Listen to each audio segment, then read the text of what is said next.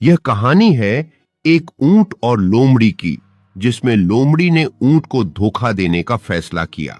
ऊंट पानी पीने के लिए झुकता है, जबकि लोमड़ी अपने शरारती मकसद को अंजाम देने की योजना बना रही है। लोमड़ी अचानक झाड़ी से कूदकर ऊंट को डराने के लिए जोर से चिल्लाती है, जिससे ऊंट चौंक कर पीछे हट जाता है। ऊंट अपनी संतुलन वापस पाता है और लोमड़ी को गुस्से से देखता है, जबकि लोमड़ी आत्मविश्वास से भरपूर खड़ी है। लोमड़ी ऊंट की भारीपन का मजाक उड़ाने लगती है, जिससे ऊंट गुस्से में लेकिन आत्मविश्वास के साथ सोचने लगता है। ऊंट एक अचानक विचार से फिर से लड़खड़ाने का नाटक करता है, जिससे लोमड़ी और भी जोर से हंसने लगती है।